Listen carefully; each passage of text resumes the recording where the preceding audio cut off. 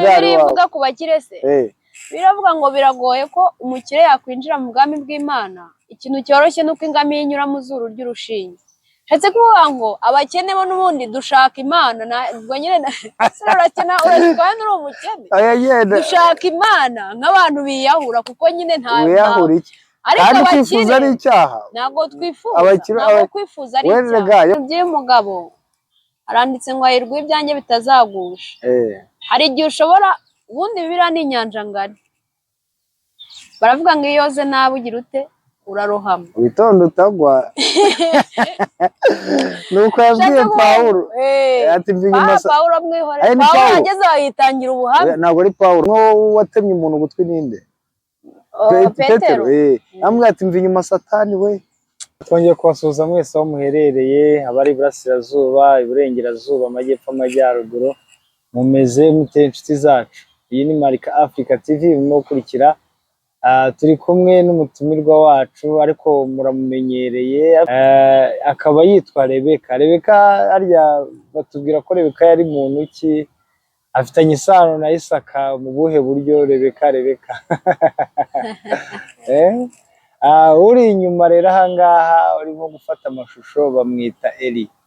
Eli akaba ari umuntu ukomeye cyane wishe abahanuzi ba Bayali. Ibihumbi bingahe Rebe? Byinshi.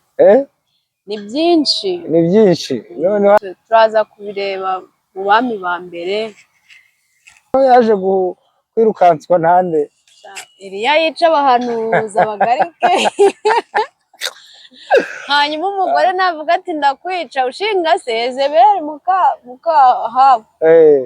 Ahunga ajya kwiyahura ngo agiye mu murotemu. Ariko reka nkubaze ikibazo kimwe, ubundi udatinya umugore watinya umuntu utubyara? Kubyara se nyine ko kubyara ngo hakubyara ngo akwice. Nubwo urangije tuvuga atarahabi. Haba arangije ajya kwiyahura. Abasore beko bamaze gusenga byarangiye bite? Oya ego wowe birazwi uko handitse se Itangiriro 24:60. Avuga ngo bifuriza Rebeka umugisha. Baramubwira ngo ubwo ni abavandimwe be na papa we.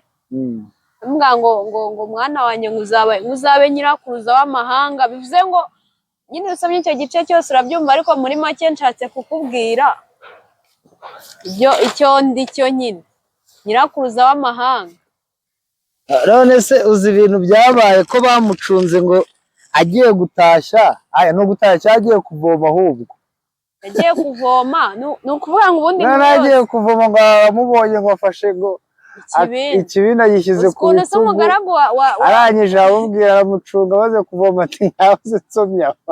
Umugaragu wa Aburahamu yari yavuze, Aburahamu yari yamubwiye ati genda ntushakire umugeni muri bari abanyamahanga, genda ujye muri bene wacu kandi buriya ari mwene wabo.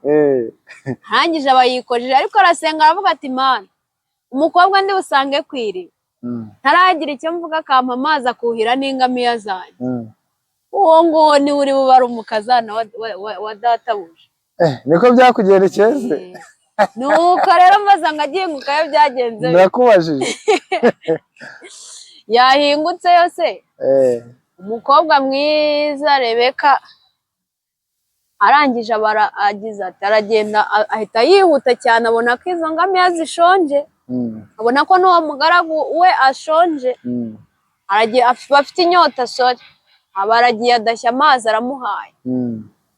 Kandi ryari iriba bavomagamo rirerire, ariko aremera arazuhira, ahereza n'uwo muntu. Avuga ati Imana irampire, ati n'uyu nguwo umutima mwiza rero twifitiye. Nawe rero uhereye icyo gihe kugeza na n'uyu munsi iryo zina riba rihawe umugisha. Rihawe umugisha. Ubwo uhuye na Eliya rero, Eliya we aba yigire mu ijuru adapfuye, ariko buriya yari azi no gusaba neza. Erega buri Imana iratangaje. Imana yararebye aravuga iti uyu muntu utikije aba bahanuzi ba Bayali, uyu muntu bamariye ku icumu akaba ahunze umugore, ninamuzamura adapfuye biragenda bite? Mukaba arigendera. Nuko Imana yabikoze. Imana birabikoze iramujyana. Hasigaye Elisa nyine. Ubundi icyari mu gisese ari umugaragu wanjye, ibyo wari ubizi? ari umugaragu wawe ukwiye kumwitero yafashe ariko nawe yarawurwaniye agenda njya inyuma amubwira ati ariko ubundi urajya he wasigaye ko njyana hatoya ntabwo nasigaye aragera ngo aca ku ishuri nari narashinze urarizi by'abana b'abahanuzi babana b'abahanuzi amubwira ati nyamara sobuja agiye gukurwaho kandi bari bahanuye agiye gukurwaho nyamara uzi umuyaga waje serwakira ngo ntiyatinya ngo ivumbi iragenda rimujya ku maso aremera harimo isomo rikomeye ariko harimo isomo rwose yo kutava ku izima gukomeza akaba persistent ntacike intege ntagire ibintu bimubuza nyine kureba ngo ahange amaso icyo ushaka urakirwanira icyo biba bishatse kuvuga ko ariya mbwa ati numbona ngenda iyo yibeshya agahumiriza cyangwa agakora mu jisho gato nubona ngenda n'umugabane yaramusabye ikintu gikomeye amubwira ati numbona ngenda urawubona arangije amurebye agenda ubwo rero reka tugiye gutangira ikiganiro umpanga amaso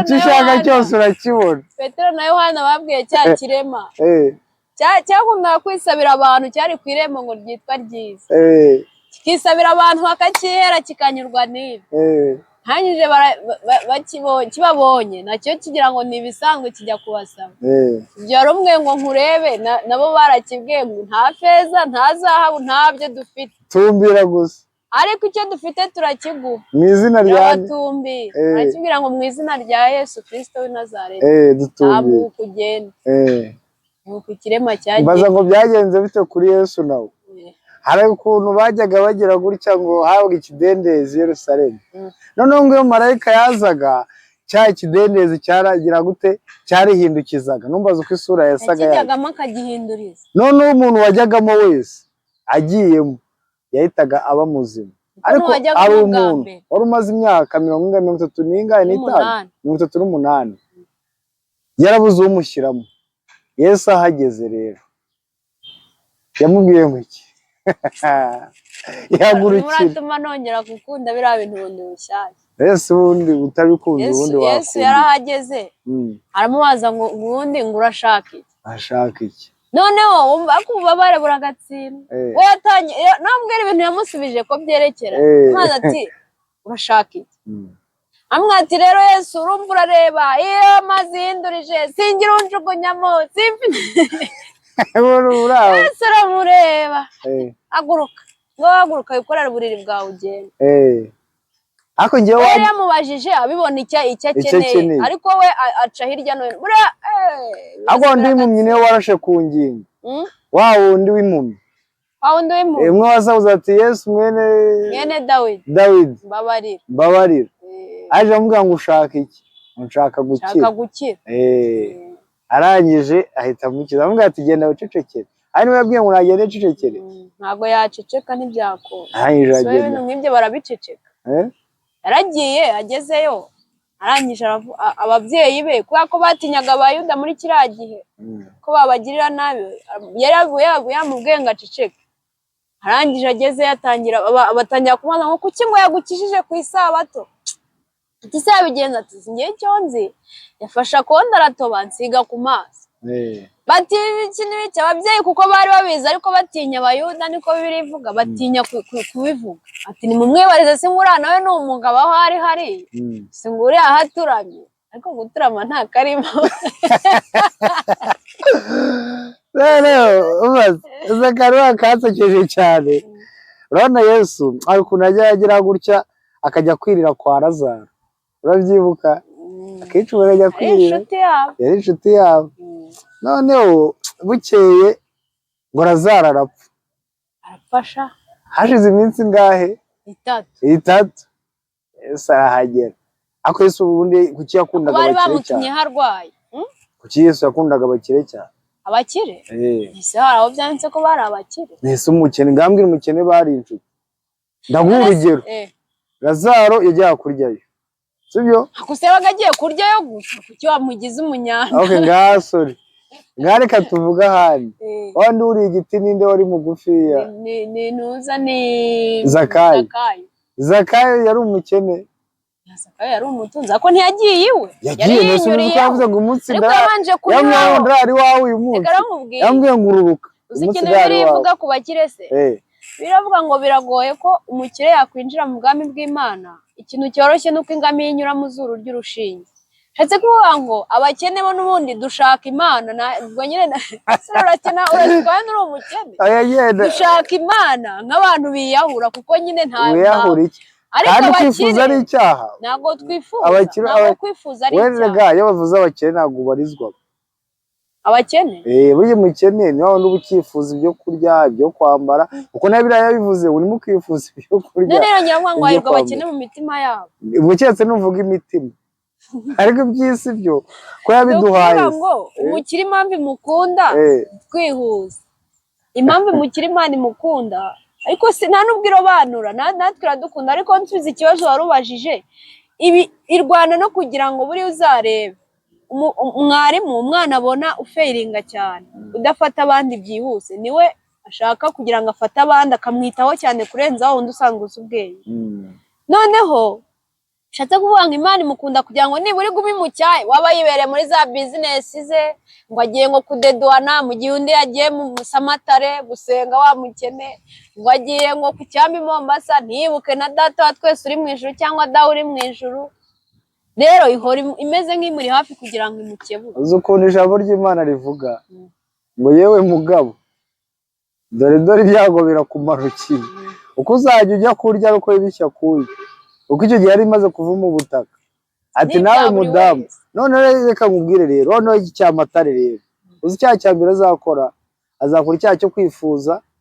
Icya kabiri azakora ni icyo kubona runaka yikiriye aturiya gukira kwe akayikuye kuzimusha atangira mucira urubanza kana we yigeze yicaza ku ntebe y'imanza no kugira ngo unemere zira numwe Yesu yatoranyije nta numwe atasanze ari mu kazi.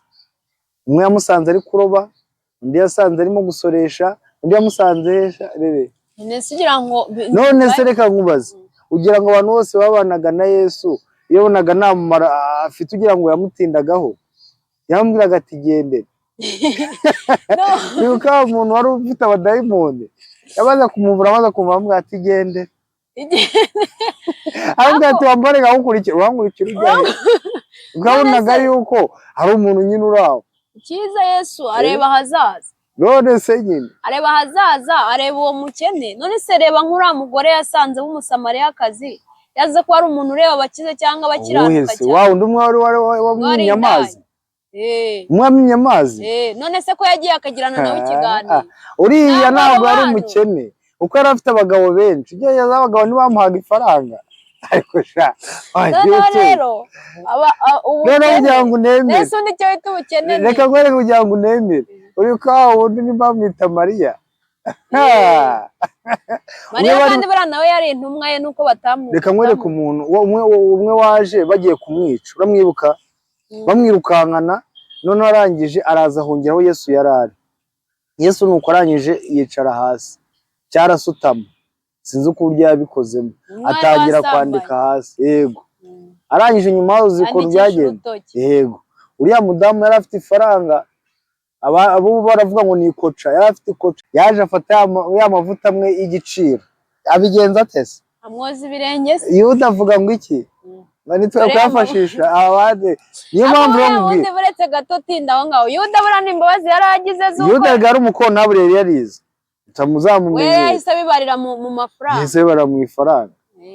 Noneho raho umva reka nkubwize ukuri rero ngiye biganiro nagiye nkora byinshi bitandukanye nagiye mvuga kugira ngo mwishakire ifaranga ntabyo kumbwira nese Imana iba mu rutare Imana iba mu mazi ntago Imana uzi ukuntu yavuze Yesu ni Yesu cyane Imana ibwira uriya muhungu wa Dawidi imubwira ati nyenago mba mu bizu byubatswe n'abana b'abantu yabwira Salomo nyenago mba mu bizu byubatswe n'abana b'abantu none se wanyubakira nzuki niyo mpamvu nkubwira rero wawe ujya kudaduwana uzi ukuntu abyuka mu gitondo avuga Mana abanza kuvuga data wa twese undindire uyu munsi ntese ugira ngo senge kandi ngo itorero rya nyaryo rifasha imfubyi n'abapfakazi rikita ku bagize yabyanditse mu gice cya mbere 29 ko kugira ngo yarivugishaga.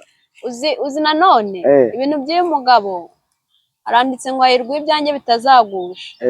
Hari igihe ushobora, ubundi Bibiliya ni inyanja ngari, baravuga ngo iyo yoze nabi ugira ute, urarohama, witonda utagwa. Nuko yabwiye Pawulo ati Pawulo mwihorere. Pawulo ageze aho yitangira ubuhamya. Ntabwo ari Pawulo, ubwo ni Nuzi. Umwe watemye umuntu ugutwi ninde? Petero. Amubwira ati mva inyuma Satani we. Impamvu Petero yaratangiye kubizanamo nyine kamere. Petero bavuga ko yagiraga kamere y'utugambo twinshi kuko yarashyanukaga mu ako yari n'indwanya, noneho akaba n'umunyakamere y'umunyamahane akagira amahane. Noneho rero atangiye kubizanamo no gutemana n'iki n'ubugambo bwinshi, Yesu aramubwira ati mva inyuma Satani. Ko yaramubwira ati ubu ngubu iyo urekangagira bankoze akazi, mva inyuma Satani. Ariko nanone tugarutse inyuma gato, wibuza abantu gusenga. Ako nawe nagumuye da. Utagumva nabi. Uko nawe ndasenga. None se naguzi wa muntu Yesu wari urimo abadayimoni. Bigishwa barirukana biranga. Shatse kuvuga ngo ibintu byo gusenga no kwiriza ubusa no gushaka Imana kuko Yesu yajyaga ku musozi. Ntago nabirwanya. Yarababwiye ngo barabirukanye biranga, Yesu arangije aje akoresha itegeko. Mwase ko twagerageje bikanga. How do you do this? Ntabwo byakorewe n'isengesho, ariko yarababwiye ngo byakorewe n'ubutware. Ndetse n'uzi ko yajyaga abaza mbese urize ufite kwizera. Yego kwizera. Narongera abwira intumwa zavuga ngo niba ufite kwizera. Byo niyo kaba kabuto ka Sinayi. N'akantu ka Sinayi gato cyane. Ati wabwira wa musozi ukimukajya hawe. Rega niyo mpamvu iyo usenze utizeye bingana no gutegerereza ubwato ku kibuga cy'indege. Yesu ubwo urumva. Ariko nanone kwizera udasenga nabyo none se kukiba jya gusenga zahabu biburaho gato gusa ngo ukureho agataka uko zasunye ubutsuye baza ko byagenze bite. Uzi bundi gusenga bijya gutangira neza kuri originali. Buriya Yohana niwe wazanye ibintu byo gusenga. Yesu nawe asa nkaho arimo kubikomeza nawe asenga. Intumwa ze zitangira kugera zimwegera atari ko intumwa za Yohana zisenga, twebwe twigishije gusenga sibwa bishe data twese uri mu ijuru. Aje rabwa atako nimukamere nk'abafarisayo cyangwa abasadukayo basenga bikora mu gituza. Twabwiye mwebwe mujye muvuga guki data twese uri mu ijuru, mudasura mu magambo. Yajya gusenga ntiyagendaga wenyine, usibye intumwa zinga yahitagamo. Buriya Eliya umuntu wese agira inkoramutima. Ntabwo mu nshuti habamo inkoramutima. Niyo mpamvu rero barababwiye aba badayimoni bakuye mu muntu bo bajyabanira bavuga ngo bene uwo mudayimoni niwe yavugaga ntakurwamo n'ikindi kiretse gusenga no kwiyiriza iki gusenga byubahwe rero. Onda akayimo ryangunda jaho kavuga ngo Yerusalemu dari kidene cyitwa Bedeside. Reka rero nkubwire turakibuka kuririmba cyane nabyibagiwe pe. Hari urugendo byaragiye sigari deze gusa. Urumva rero ko nawe urabura umwimerere, ariko wowe uracyabishobora. Somehow ndabigerageza. Ndabigerageza. Yarebeka ni muntu ki?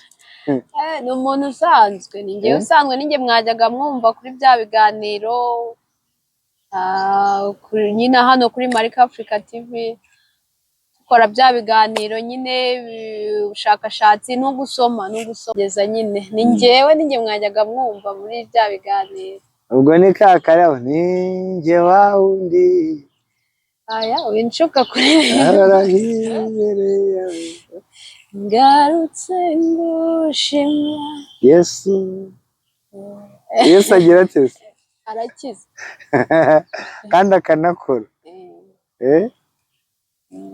None se Rebeka wabwira iki abantu b'ino minsi basa nkaho barimo kugenda bateshuka cyangwa basubira inyuma mu bijyanye no kwizera, badarimo gukurikira umwami Yesu nk'uko yababwiye ngo munkurikire? Cyangwa ntabwo yababwiye ngo munkurikire, ahubwo yabwiye intumwa. Ariko igihe cyose njya nibaza ni kimwe gusa, kuki yabwiye intumwa ze ngo muzenguruke amahanga? niko yababwiye ubwiza ubutumwa bwiza, ubwiza ubutumwa bwiza bizera mu babatiza. none kuki intumwa ze zanze kubwira amahanga? aho hari aho zagiye mu mahanga cyangwa zahamye hariya iwabo i Samariya? Ni Samariya ni he? Bahamye Samariya. Samariya noneho ubu butumwa bashaka kugira ngo babwire ubwabo bonyine. Pawulo arangije aravuga ati ngewe rero. Pawulo we yari iki? Pawulo usibye ko yasanzwe agiye kurenganya ubwoko bw'Imana. Nari ngeze ngo ugiye kumuvanga n'intumwa. Aya ntabwo agiye kumuvanga, urumva nakora amakosa. Wasoma ahubwo barangije rero ikintu cyaje kubaho, yatangiye kuvuga ubutumwa bwiza baramurwanya. Aravuga ati sha reka nigire hano hirya i Burayi Aziya njye kwivugiraho ubutumwa. Urabyumva? ariko nawe ukora tekinike kugira ngo bamwemere. Yazanaga sente kuki ziriya ntumwa zanze kubwiriza amahanga kandi uko Yesu yari yababwiye? Basaze ayo mahanga adakeneye ubwo butumwa bwiza. barabikoze ahubwo kiriya gihe cyari igihe kigoye. Wibuke ko Yesu yarababwiye ngo mbohereje hanze aha mumeze nk'abantu bagiye mu masigaryana. Arababwira ngo mugire ubwenge nk'ubw'inzoka ariko mwirinde kugira gute? Kuryana nkazo. Bivuze ngo yarabizi ko abohereje ahantu bigoye, ahantu bazarenganywa, kuko urabizi ko baragiye bagenda bapfa impfu zitandukanye. Yohana bamuciye igihanga, hari abo batetse mu mavuta, hari abo ba Stefano babatera amabuye, bagiye bapfa impfu zitandukanye kandi ntabwo baje ngo babasange aho bateraniye bari bonyine, ahubwo bazize nyine ko bavuze ubutumwa bwiza. Uvuze igihanga uranyibutsa ngo ari aba anniversaire ariko y'umwana. Uriya ni Yohana habaye anniversaire yari ari muri gereza nyine. Uriya baciye igihanga ni Yohana wa wundi umwe wavutse mbere ya Yesu. Uribuka ko amateka yabo Elizabeth na Mariya umwe yari mubyara wundi. Noneho ko ndabaryohewe cyane yego siryoherwe. Elizabeth yari atwite inda iruta iya Mariya. Noneho aramutumira ngo ajye kumusura, Mariya ajya kumusura bakiramukanya. Abana baramenyana bari mu nda, bikina mu nda. Noneho nyine nibwo Elizabeth yabwiraga, uribuka ko nyine Elizabeth na Zakariya nabo bari barabuze urubyaro, ko abantu babuze urubyaro mu mabibiri ya Eliya. Karande yo kuburira ibyarira gato. Nuko barangije rero ngo abana ngo barakina mu nda baramenyana. Noneho Elizabeth abwira Mariya ngo yumva indamutso nyine ye umwana akinnye mu nda. Byanditse muri Luka igice cya mbere usomye umurongo nka 45. Aravuga, hari aho yanditse aravuga ngo hahirwa ngo uwizeye ko ibyo yabwiwe n'Umwami Imana bizasohora. Kuko nyine yahise yumva amenya nyine ko atwite inda ya Yesu. Nuko ibintu nk'ibyo rero wa Yohana ntuza yari atwite, Elizabeth ni uwo ngo baciye igihanga. Nyine we yumvaga ariko Yesu ari mwene wabo n'iki, arangije amutumaho ngo mugende mumbwire ngo mumbarize Yesu ngo ni wowe ngo Yesu uzaza ngo cyangwa dutegereze. Ni mwaka mwate ngo niwankura muri gereza ati ngo waciye inkoni zambo hakino. Namubwira ubwiza. Noneho Yesu arangije amubwira ati mugende mumubwire ngo ibitangaza biracyakoreka, impumyi zirahumuka, ibirema biragenda, byinshi. Noneho arangije Yohana nyine abura uko agira raporo. Noneho ngo hagiye kuba anniversaire kwa ntabwo nibuka neza nimwibuke. Noneho arangije ngo barakina barabyina baramushimisha. Noneho wa mugore ngo yari afite umwana yahatahanye, nta nubwo uriya mwana yari uwe. Uriya wamubyiniye umwami akishima. Burya ntabwo yari we n'uwo yahatahanye, ko ndimo kumwibagirwa ari we umukobwa. Wa mukobwa wa mukobwa yaribwirije cyabwirijwe na mama. Yabwirijwe na we yaramubwiye ati umwami ni Herode. Herode ngo yaramushimishije ngo arimo abyina ngo aramubwira ngo nsaba ikintu ushaka. Noneho ngo umwana ngo ahita asohoka yirukanka areba nyina. Aramubwira ati mama ati nsaba iki? Arangije aramubwira ati genda usabe igihanga cya Herode. Ibindi cya Yohana yari yarabuze ahandi amufatira. Ariko se ntabwo yabishakaga nyine, kuko yari yamwemereye ko icyo amusaba cyose akimuhaba urukundo agira. Agenda nyine Yohana bamuca igihanga. Ese Yesu ntiyari ahari? Babakizanye kumbye. Ndabona ngo mana ngo kwemeye ko bimbaho na Yohana byamubayeho kandi bararamukanyije bari mu nda. reka da bivuze ngo yari inshuti yari na mwene wabo ako bamugani ahubwo Yesu kuki atakoze za tekinike bakoresheje we na mama we na papa we bahungira nuzi muri Egiputa. Uzi ko umwami Herode bitegeze bimushimisha kuvuka kwa Yesu, ambwira ati nyamara havutse undi muntu w'igitangaza. Siko bahunze cyangwa bahunze mbe yavutse yarahunze cyangwa agiye kuvuka bahunze yamubyariye mu nzira nyine bagiye uriko ko yanamubyariye mu kiraro. Noneho ubwo abanyabwenge bo ngo bagiye kumuramya nibwo banyuze ngo kuri ibwami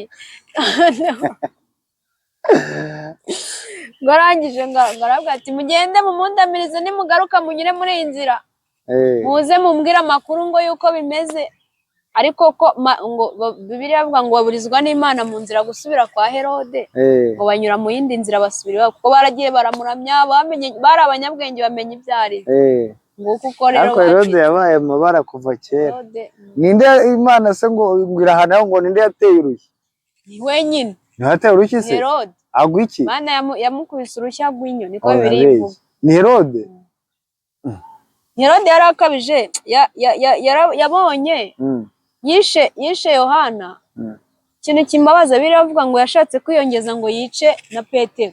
Ko Petero bamushyize muri gereza ashaka kumwica, ariko biravuga ngo abitorero baraterana baririra Petero barasenga nyine ntwandi wumva ngo iminyururu yamuvuyeho nyine arakenyera umwitero marayika aramubwira ati sohoka tugenda, aramuherekeza babona bahingutseho ku rugi ko banza kugira ngo ni umuntu uje kubatata. Rero nabyo byari ku ngoma ya Herode. Herode araguma arenganya abantu. Ni nabwo Petero se nawe yashatse kumwiyongeza nyine ngo nawe ngo azamuca igihanga ariko asanga ntago bikunda. Imana yahabambye amahema nibwo yamuteye urushyi. Noneho rero ntabwo nibuka neza ukuntu byagenze kiretse nsomye. Niwe yateye urushyi se? Ubwo numvaga ko uwo bateye urushyi ari mu gihe cya kera, kimwe cyo mu isezerano rya kera. Arejo mu gihe cya Herode ako imyaka isigaye igenda. Ese ntabwo uzi wa wundi muri ya myaka yashize witwa Ndera, Imana yagize urwandiko rwaje rukandika yanditse Farisini aravuga ngo ubwami bwawe urabunyazwe.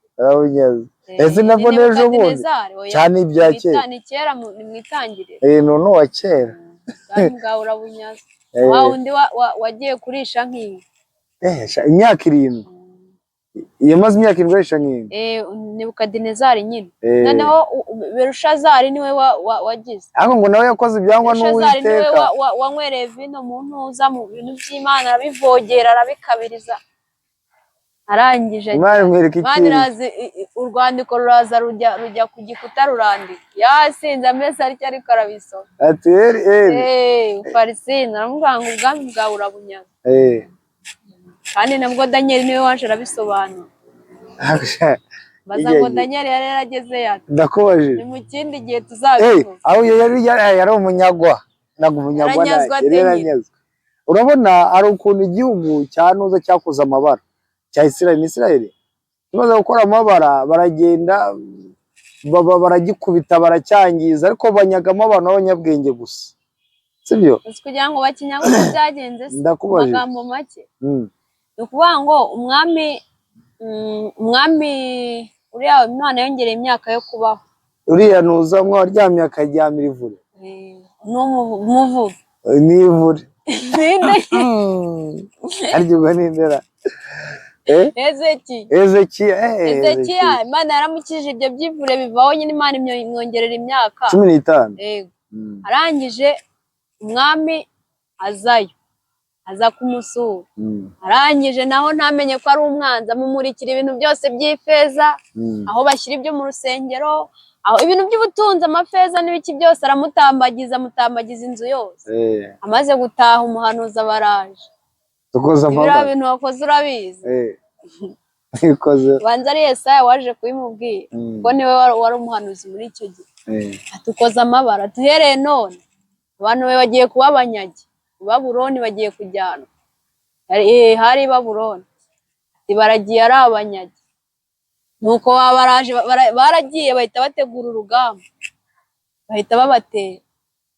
baza ngo babasigiye ndakubaje nta n'urwara rwo kwishima igihugu barakinyaga barakeza bajyanamo na ba bantu bajyanyemo nyine ba bagabo ba Sadraka na ba Meshaki na Abedenego na ba Daniel bose babishaka bahindura amazina ntabwo ariyo mazina ya nyayo bari ba Berushazari amazina nk'ayo nyine ayo ngayo nayo biyise ntabwo bayise ahubwo ni umwami wawe bise kugira ngo ari nayo babise na Daniel nawe yari afite irindi zina baba bajyanyemo ni nguko uko bageze i Babuloni nyine biturutse ko wese ya ndirimbo yatangiye nguko byo byaje ngoki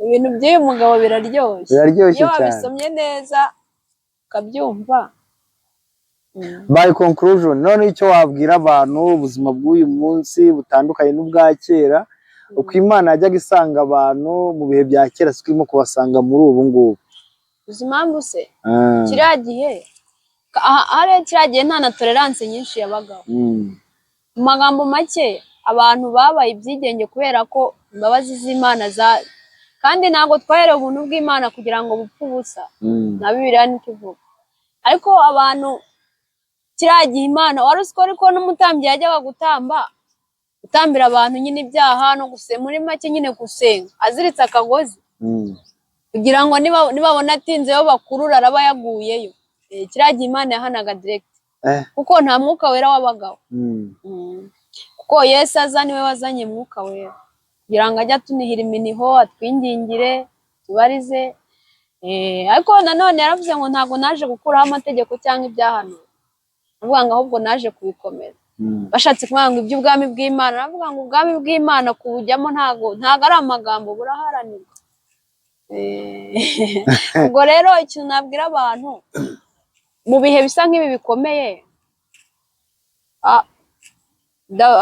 Dawidi niwe wanditse Zaburi y'Ijana na 19 ageze ku murongo wa 11 yaravuze ngo nabikiye ijambo ryawe mu mutima wanjye kugira ngo ntagucumuraho nshatse kuvuga ngo abantu bakunde gusoma Bibiliya iwawe naho rega wahakora ubutayu n'ubuvumo no mu nzira ugenda wahasengera ntazagira umuntu ugira ikintu na kimwe yitwaza korera Imana byoroshye bikomeye tuyikorere rega izaduhemba ahemba neza ntibibaho ukore neza araguhemba ukore nabi nabwo urahemba dore ikintu gitangaje rero yavuze ngo abanjye ndabazi hagizeho ikimenyetso arongera aravuga ngo hari umwana wo kurimbuka n'umwana w'ubugingo muri Ezekiyeli haranditse ngo intama ziraza kongera kunyura munsi y'ukuboko kwa sebuja zibara iki ni igihe kigeze ngo intama zijye hariya ihene zijye hariya ubundi ihene zibonane na kubwo si sebuja n'amasaka n'ubukungu muri iki gihe rero abantu begera Imana ni igihe Imana ishyize abantu ku ntara irimo kubashungura sinzi niba abantu bahita babyumva ariko irimo irabashungura mu byo uvuga se byari tashunguye nawe no hari igihe abantu mukanga abantu ako nawe wiraye nezo wagira ngo bakora iki abantu bariraye kugeza aho umuntu ajya kuri aritari urumva se akajya kubwira abantu ngo nudatura ngo Imana irakwica ngo zana 5 ngo cyangwa aho ngaho mu buvumo bagiye ngo nituryamana ngo nibwo ngo nkukorera ngo ni deliverance iri bubibaye ibyo bintu Imana irabihorera wa mugani wayo ngo kugira ko mpamwe nawe ariko hari igihe ariko rero niyo mpamvu usanga bino bintu byajemo ariko niyo mpamvu hari n'indi jambo rivuga ngo abana b'Imana baraterana n'abana ba Satani bagaterana baraterana cyane uko buri koza ayirindwi gahita bagukuba kabiri abadayimoni noneho bararakaye ubwo rero rega ijuru tujyamo cyangwa se tuvuga nabo Satani ararizi turusha no kurimenya kuko yaribayemo we rero ntabwo akubuza kurijyamo ngo azarijyemo arabizi ko nta cyaharanira ahubwo rihombe nawe arihombe ese barivunira iki yashya wenyine Yesu Imana yaduhaye ubwo bwa bushobozi kajya kumubombarida ibisasu birirwa bikorwa amanywa nijoro not now erega aza mu isi nabwo Imana yavuze ngo ugushije ishyano wasi kumanukiwe n'umwana neza ugitamujwe nyahandi wumve ko nawe yaduhemukiye. Nawe arabizi yuko umwanzi iramwanzi, sibyo? Hari igihe avuga ati uyu ni umwanzi, imukuye aho imukuye. Nize abantu udashobotse ni hehe? Uzana byatangiye uva ngo ntidushobotse, byatangiye amaze gushuka umuntu. Nese mbere ntitwari dushobotse? Nese mwari mushobotse kubwiye ngo ntugire gutya warangiza noneho iyo Edeni gumaho kuriya ntago byari kugera kuri noneho ku bintu gitangaje rero uzi ko buri Imana ajyaga ihura na Satani ngo bakaganira ati abanyase umukiranutsi wanjye ati impamvu nuko wamuhaye bimwakeze baraganiraga numva rero karara ntiwamenye ibyo ari byo ntago ibintu by'uyu mugabo ubitwara gake ari mu cyaha twagiye turirimba tugiye mu makorari avuga ko itondera ibya Yesu bitaza kugusha. Intwari ziraguye ngo hasigaye intwarane kandi mu bwami bw'ijuru bugira gute baratwaranirwa. Ariko icyo twabwira abantu, Imana ntabwo ikeneye ko twikubagura igihe wikubagura reka ukica ibisebe. None se i Karumeli kwa wowe Eliya ntabwo uzi ko byagenze? None se nuzi ko yabwiye ati musenge? Barikubagura bica ibisebe arangije aterega Imana yanyu hariho irasinziriye. Ariko icyo nshimira yacu yera ntigisinziriye. Uziko ahamagara rimwe Eliya yaravuze ati vuga siko yavuze. Ni ukuvuga ngo yarabanje asana igicaniro yiyegereza amabuye angahe 12 ivuze imiryango 12 ya Yakobo aragisana asukamo amazi 7 ni ikimwuzuro w'Imana. Ijuru riba ribonye ko yari Terese kandi ubwo Eliya ntiyarigeze ahagarika imvura abajije ijuru ahubwo we yari yahagaze mu kwizera arwanira Imana ishyaka. Imana yavuga iti aka kagabo kareshya gatya ngo kari kagufisha kumwitero kandi ndeba ibyako ndagushyigikiye. Karumeli arabatikiza we yakoze ikintu nk'iki cyo kubaka igicaniro aragisana asana ibyangiritse asukamo amazi ngo batavuga batahari aho hari hagize hahangaye n'ubundi umuriro ucanye n'ubundi byari ngombwa hari hana izuba riba ryaravuye cyane nyine ku buryo wanagama agashirira gato agahita haka nyine ngo batitwaze byasukamo n'amazi. Arangije aravuga ati Imana ya Aburahamu na Isaka na Yakobo yuwe amaso agira atareba mu ijuru ati uyu munsi menyekane ati uyu munsi menyekane ko ari wowe Imana. Umuriro ngo uvuye mu ijuru utwika igitabo kuko yari yabwiye ati Imana iri busubirisha umuriro niyo Mana. Kandi ziriya Mana abo bantu ziba Bayali ziriya Mana ntabwo twabijyamo cyane wenda tuzafata ikindi gihe ariko ziriya Mana uriya mugore Yezebeli niwe wari warazizanye yarazizanye nyine ahaba mushatse ibintu nk'ibyo nyine babarizo basenga barazikuza. Ariko guhera uwo munsi Imana yasubirishije umuriro niyo yabaye Imana irasengwa.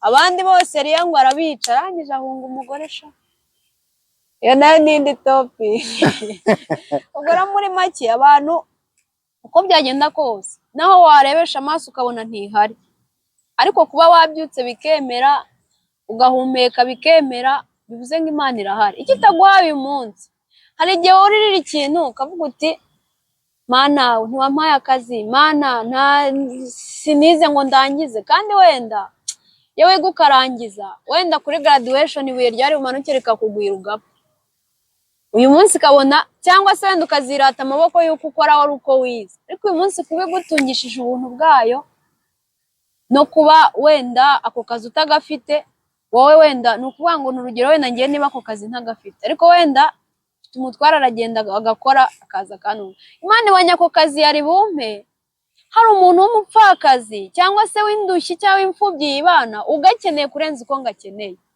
kandi twese turiho warakoranye singo ariko twese tukabaho. Rero Imana ntishaka gukora ikosa ryo kukwima ikintu ukeneye ahubwo iyo ikwima icyo ushaka ariko icyo ukeneye ntiyakikwiye. Ngayo nguka k'Imana n'abantu murakoze cyane murakoze cyane mwari kumwe na Marika Africa TV dusuye Shalom Shalom turabakunda cyane cyane